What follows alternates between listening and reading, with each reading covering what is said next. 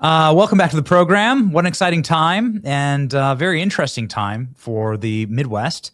Seems to be like there's a lot. It seems like there's a lot of people that are like, "What? The Bears are leaving Chicago? Like this is like how collapsed? How collapsed have things? How collapsed have things become? We can't let these guys have an inch. And maybe we need to restore like the Midwest values, and that's where John James comes in with the brand new Trump endorsement. Congratulations, John. Thanks so much. Appreciate you having me back on. Really excited for what the future holds for the state of Michigan and for our great republic. Okay, just real quickly, like the Bears are leaving Chicago? No, the Bears are being forced out of Chicago because of terrible policies in Illinois, just like the population of the state of Michigan is being forced out by the failed Marxist policies of Gretchen Whitmer. Yes. You just have the Attorney General on in Florida. It takes common sense. It takes consequences to get back on track. We don't have to imagine what right looks like. We just have to remember, get back to the fundamentals, get back to the basics. And I'm excited to bring my combat military experience, my business experience, and my support of President Trump to bear to make Michigan great again. President Trump talked about that yesterday in his endorsement of you. How did that go? Did you call him on the phone? No, the president called me. President has been in my corner for the better part of a decade, and I've been in his. The president and I have been through many battles before, and we're going to come back out on top. Michigan is a state that has been failed by the leftist liberal extremists who believe that men can become women. We cannot. They believe that open borders are compassionate. They are not. They believe that letting criminals back out on our street to terrorize our people and to leave our law enforcement demoralized is the right answer. It is not. We're going to get back to common sense and consequences. Faith in family, God and country, service before self is what Michigan is calling for, is what Michigan deserves, and is what I'm going to bring. It seems like Michigan could potentially go through a renaissance. It was amazing. We were in Detroit not too long ago, and I kind of bought into the lie that like everything is collapsing there. And actually, it seems like sturdy Michigan and Michigander steel and might and build and renaissance is happening in that city. And everyone who goes to Detroit is like says the same thing, that like the infrastructure is so rich in Michigan and could really be something incredible again if you guys got better leadership. How are you going to revitalize manufacturing in your state?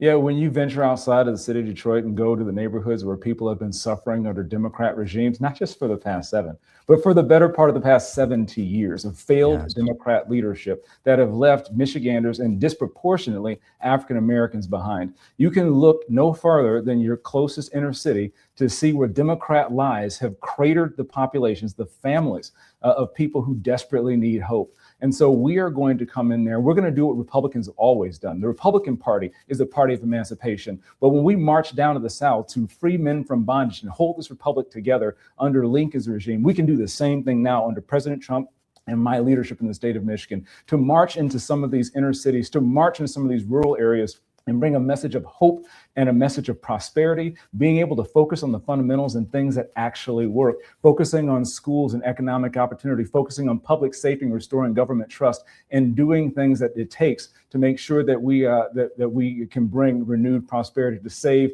men from bondage in our time, in our area, and make sure that we restore our republic now. The lie that Marxism wins, that socialism wins, has begun to take hold because Republicans aren't standing up as courageous conservatives to make sure we take that message of good news as what's possible forward to young people and folks who haven't heard it. I'm excited to take this good news to every corner of the state of Michigan.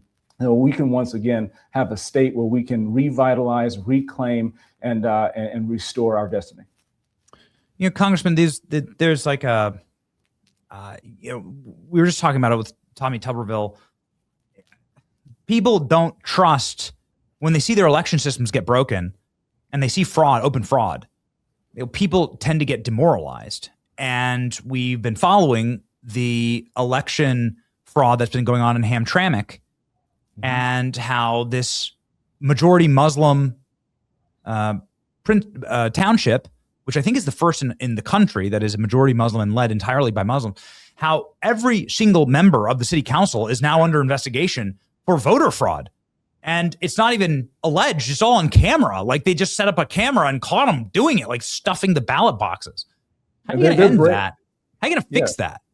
Well, they're brazen here. And the first thing we're going to do is we're going to beat Jocelyn Benson. And we're going to take a page out of the president's book. We're going to make it too big to rig. We're going to swamp the vote. We're going to make sure we get every conservative, every Republican out there who will fight for our public out to the ballot box. Because this is it, guys. This is for all the marbles. This is our Alamo. This is our time. Jocelyn Benson right now is our current Secretary of State. She's literally running for governor the same election that she's presiding over. This is the same woman who lied to us and said that we had the safest and most secure election. We know in 2020, she rigged and manipulated the election process to defeat me and President Trump. Well, it's not going to work. Right now, we've already identified at least 14 illegals who voted in our election and hundreds who are on jury duty roles just in one county. By making sure that we hold the government accountable and doing things like Florida is doing with having a police force that actually goes after these fraudsters. These are the types of things that will restore trust in our elections, restore trust in our government that has woefully been squandered in the state of Michigan. We haven't forgotten about COVID. I have a clear initiative that's going to bring restitution to folks in the state of Michigan who were totally screwed by Gretchen Whitmer and Jocelyn Benson and their terrible COVID initiatives. We are not going back. We will restore the rights to the people where they belong, and we are going to earn the trust back of Michiganders. But in the meantime, we need to swamp the vote, we need to make our voice heard, and we need to make sure that nobody can take our rights away now or in the future in Michigan. Yeah, exactly. I'm so glad that you brought that up. Maybe that's like a good question for, concluding the interview, which is, what's the remedy here? Steve Hilton's on constantly talking about how you have to investigate the fraud in California in order for it to stop. And there's been fraud in Michigan. I mean, I think it's a human rights violation what your governor did while she was out at her lake house, right? Yeah. Isn't that the story? Her and her husband were out boating and fishing and having a great time, like while she locked down the rest of the state and destroyed everyone's business, destroyed everyone's lives. The solution is consequences, right to jail, right away. We're not just going to be investigating. We're going to be bringing about consequences and convictions for those who are found guilty. We're going to make sure that we restore the faith and trust in government, and we are going to push the power and the resources back to the people where it belongs.